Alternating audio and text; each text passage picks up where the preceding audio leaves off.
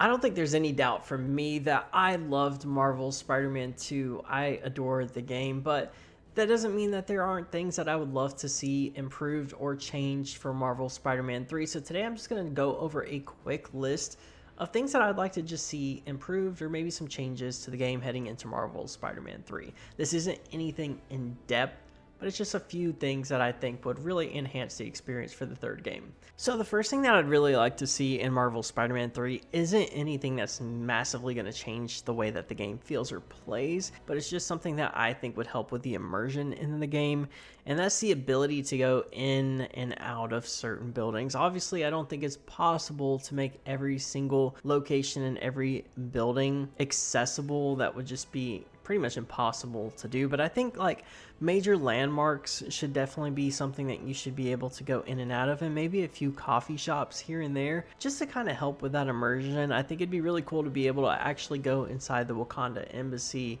and stuff like that. I think it just would overall help the experience of being Peter Parker or Spider-Man in this massive New York City. Like I said before, I don't need to be able to go into every single building, but a few of them would be pretty cool, especially just something like a coffee shop. Secondly, I think that there should be a little bit more focus on Peter's relationships, not necessarily ones that are like integral to Spider-Man, because the actual relationships that are kind of focused on in these games are the ones who already know that Peter is Spider-Man.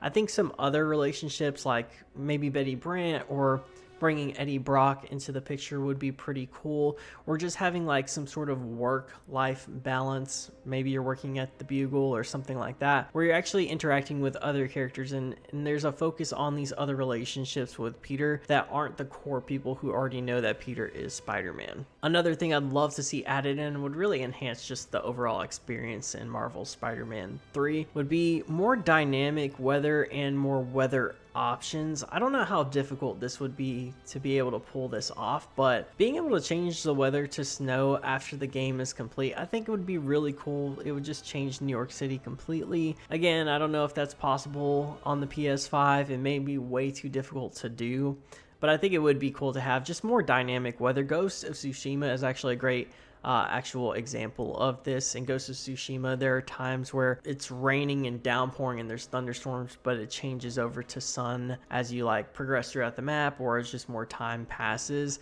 I think that would be pretty cool. The next thing on my list is to continue to expand the map. They obviously made the map a lot bigger. It's about twice the size as the original map in Spider-Man PS4 and Marvel Spider-Man 2, so they did a great job on that. But I would love to see some extra boroughs, maybe the Bronx, added into the game, and maybe make Ellis Island accessible. It'd be so cool to just swing around the Statue of Liberty. It's just a small request on my part. When it comes to combat, I think adding wall combat is definitely a must-have at some point in time in this franchise. It's something that was in previous older games, not tied to this franchise specifically, but in Web of Shadows. Having that wall combat is such an integral part of Peter's or Spider-Man's arsenal when it comes to combat, so it's definitely something that I feel should be added into this franchise at some point in time. It's so highly requested by the fans, so I'd love to see that incorporated in Marvel's Spider-Man 3. Next up, I'd like to just have the ability to switch between Peter and Spider-Man whenever I want. Like if I want to roam New York City as Peter Parker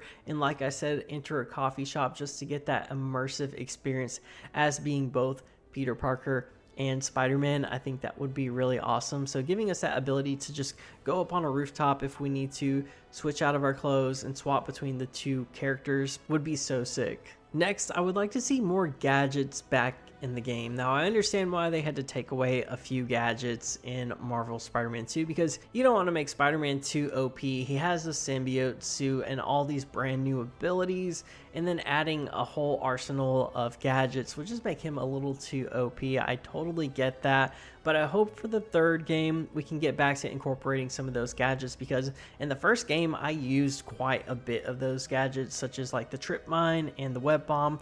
I love those ones, the impact web. Those were all awesome gadgets, and I'd love to see those brought over back to Marvel's Spider-Man 3 and possibly some new ones. Honestly, I just have to say I miss the gadget wheel altogether. It's such a staple of Insomniac games, and I would just love to see the return of the gadget wheel. And then my last one for this video is going to be ending the symbiote suit arc. I think that the symbiote suit, some way, somehow, has to get removed from Peter. I'm not sure if Dr. Connors is going to play a part in helping remove that anti-symbiote suit from Peter Parker, but I'd love to see us move away from that storyline, let Venom deal with the symbiote stuff, and let's get back to being Spider-Man, just normal Spider-Man without the anti-venom. I know that might be a controversial take, but I think that that whole storyline is going to run its course eventually, and I'd love to just get back to being your normal friendly neighborhood Spider-Man without the symbiote abilities, and then bring back those gadgets like I said before. So that's just a short list of things that I really feel could be changed for Marvel Spider-Man 3 or just incorporated